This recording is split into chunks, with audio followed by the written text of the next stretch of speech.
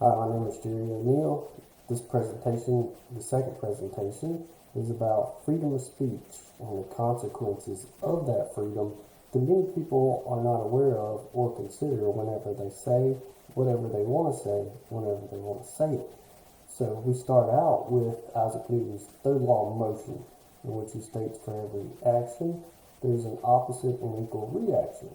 And that's very important for people to be aware of because they may not understand that every time they say something, there's some type of consequence involved. And now they might not want to believe there's a consequence involved, but whether it's positive or negative, somebody out there is thinking about what they're saying and how it relates to them, positively or negatively.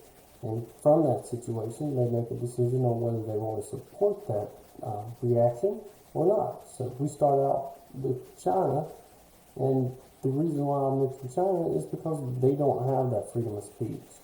China will not allow their people and populace to even speak on social media against their government or any type of negative light against the government. They will arrest them, they will take them to jail, they will confiscate a lot of their stuff, they'll arrest their family members, they'll do a lot of negative consequences involved with that.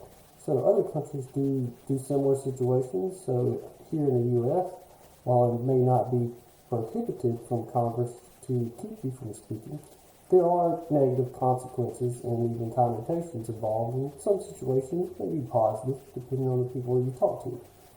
So the United States allows its people to present their ideas vocally without going to jail unless they commit slander or they impose on someone else's rights, and those rights really depend on how they present that information. And some people may take you to court, in which Elon Musk did here years ago when he called the diver in the other country a pedophile. So he was not found slanderous because he did not give many details involved with that. Now, the current civil unrest in our country today is brought to light many different people and their freedom of speech.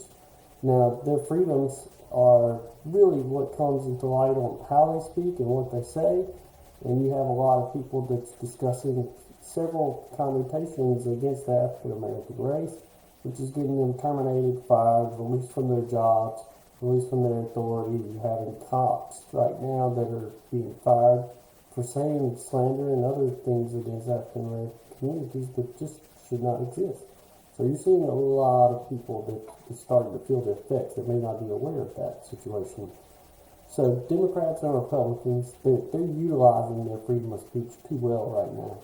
The country is in deep discussions and divisions when it comes to the presidential election that's coming up here in November. And you also have a lot of social media platforms that's exploding with opinions and constant flare on a daily basis against those that do not agree with their stance.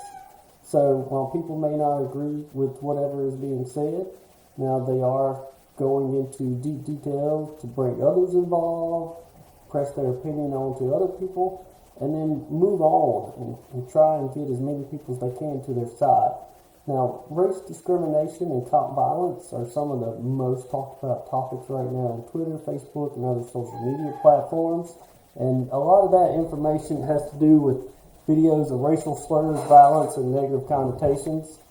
And they're rampant across all the platforms, and people are expected to do anything they say or please without realizing there's some type of impact involved in which. So also face mask and face mask uproars, it happens to be one of the other major topics right now. So there's a lot of people that think that you're fighting their freedoms when you ask them to wear a mask, no matter where they're at. Also, when they're in their buildings, and it's caused a lot of confusion on how people truly behave and what they think.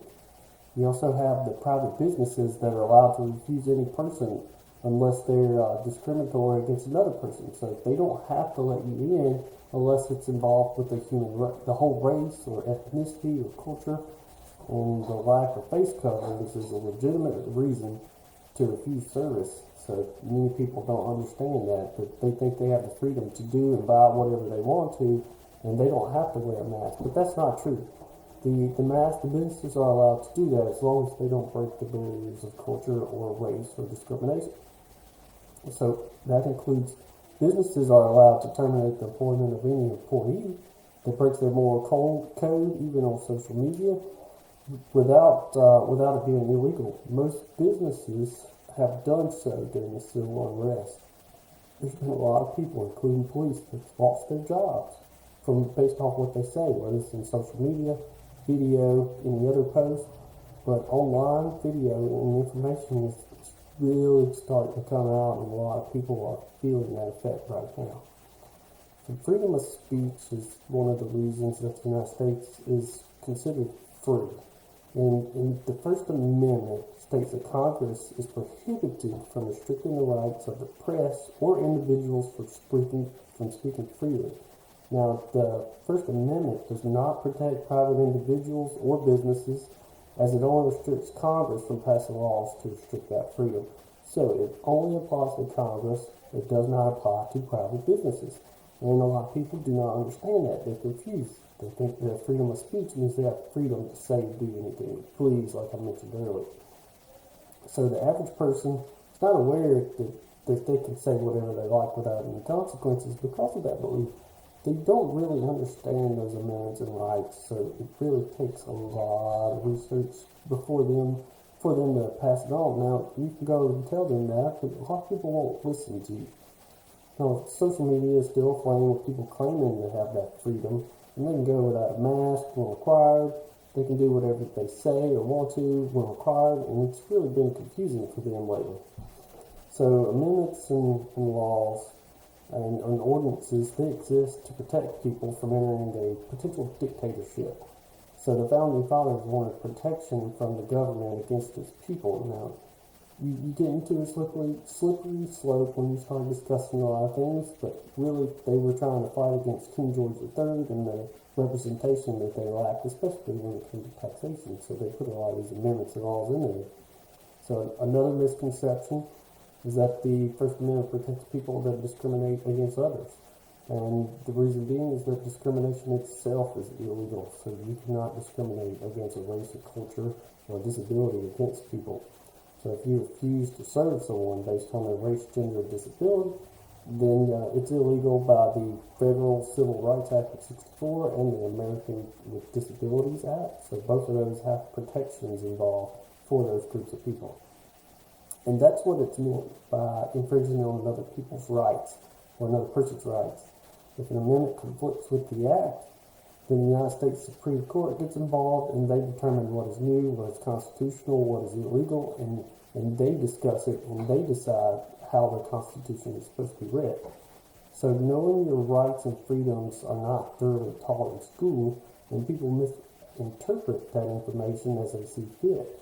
Lawyers and judges, they exist to help make sure those laws are properly followed and used to a T. When social media right now does not offer any protection for a person to say whatever they want to, whether it's slanderous, defamation, discriminatory, threatening, or anything in that similar nature. Now, when we get to the consequences thereof, consequences is a part of the learning cycle. So as a student, as a kid, you learn that if you do something wrong, you're going to be punished for it, whether it's in timeout or whether you don't get a snack, whether you have to go to sleep, anything like that. So you also have the studying of these consequences, and the reactions have been done for years by many psychologists and many different people. And you also have social media posts from people that's closely being watched, and they're being protected by those individuals' employers. So the employers are checking people's social media, finding out if anything is said that's against what they want, what they like, what represents their business, and they're quick to hand out those consequences and punishments, whether it be terminations, leave without pay, leave with pay, by any individual that posts something online. Just know that discriminatory or illegal posts are being closely watched, whether they don't want you to have their product, good, or service, because it's been scrutinized by people. And since social media is so involved in our lives, it's really, really unhealthy that we spend so much time using this service because it brings a lot a lot of negative connotation and personalities that come out that don't normally come out during typical conversations with other people. So the online platform is just really about unhealthy debates and discussions. And you see many employees, like I mentioned earlier, that post that they're apologetic after they're terminated, but during the situation, they don't think about the consequences that whatever they said or did would have on them. So this questions whether the American people have properly been taught what is legal, what is illegal, and what they can and cannot do. So they're able to process a lot of things that they want to say without going to jail. However, they still can be terminated from their job, and you still can have some type of lawsuit against them. So there's a very fine line about what they're allowed to say and what they're not allowed to say. So in conclusion, freedom of speech is a great perk to live in the United States, but people abuse that freedom, and they find that they will lose their jobs, they'll go to jail, they'll be sued, they'll find there's some type of consequences for whatever they say, especially if it's in a negative light. So the lack of understanding of the First Amendment has really spread this across the people and the populace.